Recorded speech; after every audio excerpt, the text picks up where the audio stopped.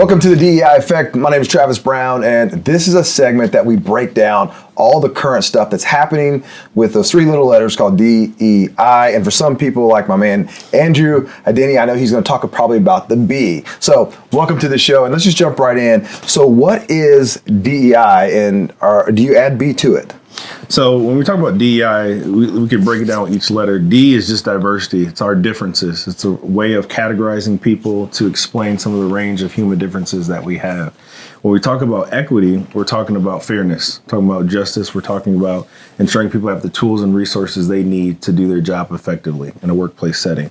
Inclusion is more about a feeling respected, invited to the table, and that you're going to feel seen, you're going to feel heard, and you're going to feel respected. The B is the outcome. You do DEI correct, you have a culture where you foster a sense of belonging.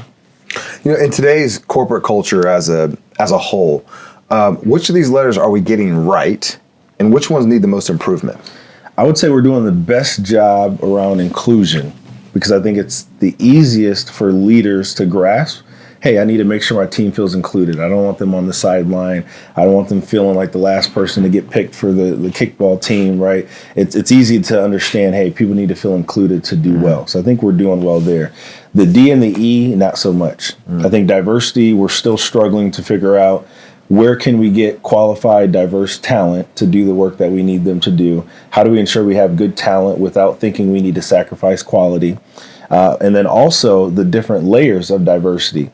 First generation, you got formerly incarcerated, veterans, right? Some of these other aspects of diversity that I think get overlooked often because we're still talking about just gender and race and ethnicity, which is still important as well.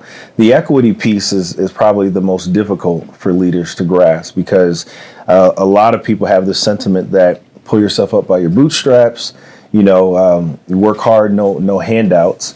But when we talk about equity, it's not really about that. It's about, hey, leader, the people in your team need different things to succeed.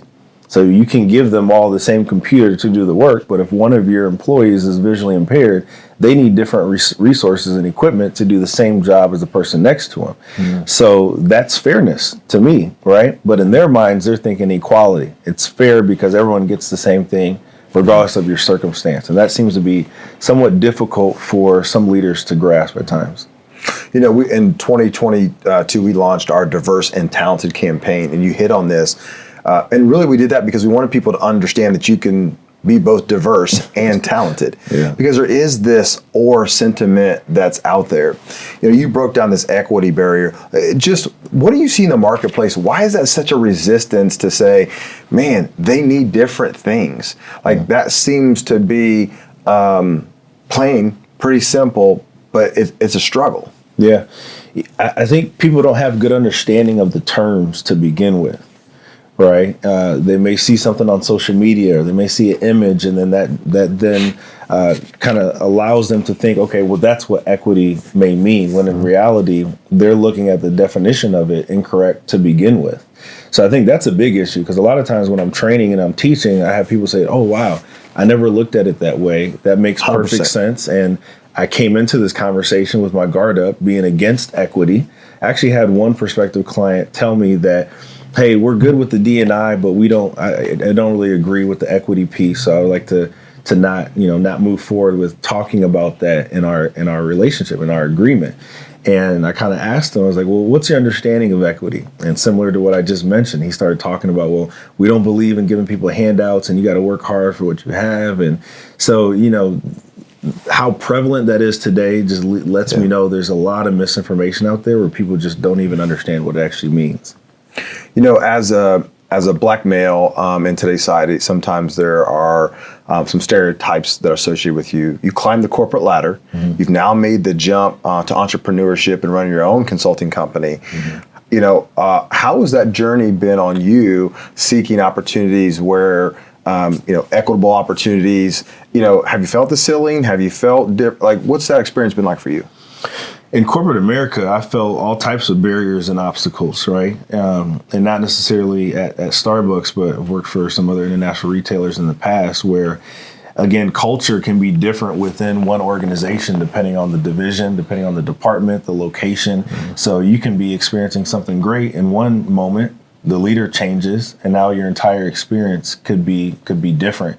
So I've seen it firsthand what it's like to do all the things that somebody requires of you or has requested of you to get to the next level, only for that not to come to fruition for whatever reason. Right? I've seen the scenarios where you can have a white peer do the same thing you do at a company outing, but because I'm a black male, what I do gets highlighted more and gets, criticized more, scrutinized more. Just all these little examples that a lot of people who are black and brown or from underrepresented groups have experienced. That's still very prevalent in corporate America.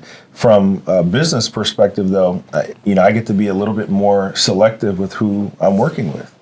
Right. So, as you're trying to scale your business, you're certainly going to be a little bit more lenient up front to getting clients.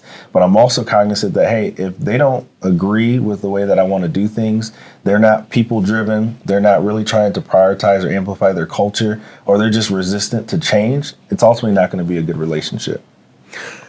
I think that's super important in the entrepreneur space. But, talk a little bit about this journey to take all your experience and go full time to really try to help companies understand it. What are you up against? What's the greatest barrier that as an entrepreneur you're going into companies that you're up against when you start talking about DEI?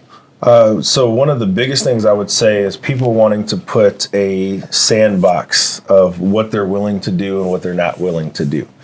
And one of the first ways I experienced this through the audit. So I've had some clients say, hey, we don't want to capture any demographic information. We don't want to know about people's sexual orientation. We don't care about it. We just want to know about, how engaged they are, some of the other things. And the problem with that is a year later, we've made all these strides in bringing more diverse talent in, launching employee resource groups, whatever it may be, but we have no way to quantify it because we didn't take that data up front. It also makes it challenging when you start looking at pay disparities. If we don't have breakdowns on certain demographic groups, we don't know if there's pay equity at different levels. Are people getting paid the same amount as the person next to them who may look different or have a different experience for them? You can't dive deeper into some of those inequities or inequalities if you don't have that data to begin with. So that's one of the biggest barriers I think I come up against.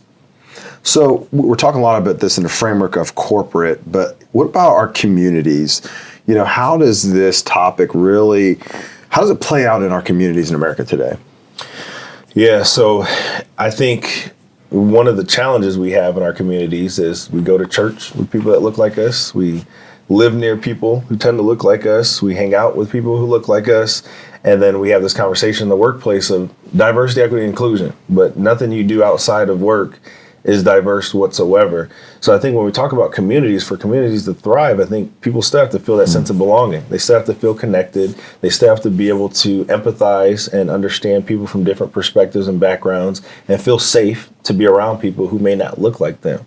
I think when you have that dynamic present in a community, those are some of the most thriving, robust communities that you may find. So I think DEI is extremely important in the workplace, but it's also important for communities when you talk about economic development, talk about attracting younger talent there, when you talk about schooling, education, et cetera. I think it trickles in almost every aspect of community as well.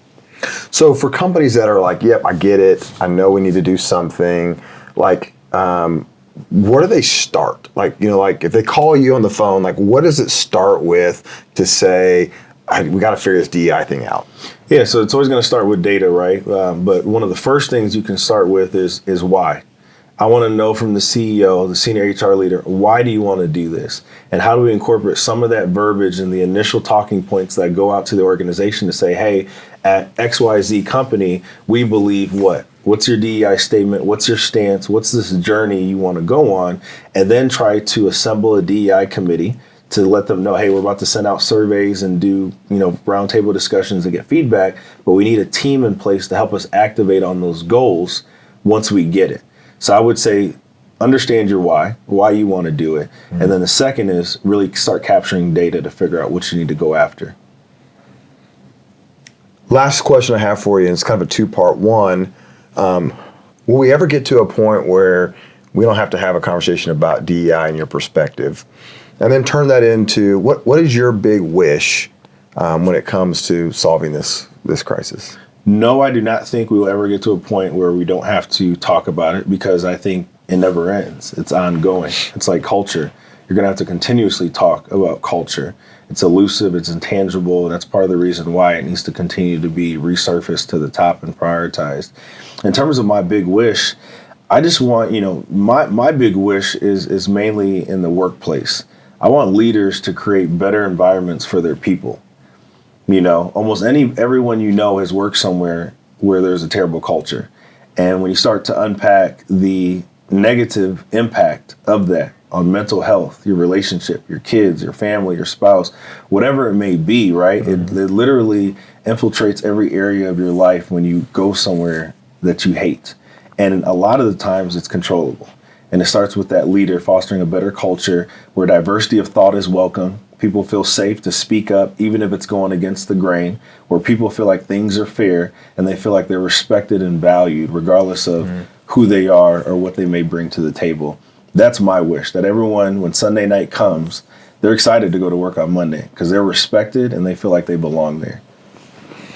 Man, I love that wrap-up statement right there, man. I appreciate you stopping by to kind of frame all that for us. Thank you for your work that you're doing, obviously the help that you've given us with our DEI statement and doing some training and development for our people as well. And we wish you all the luck that you need and that you can put forth in this mission, man. So congratulations on your entrepreneurship and your journey.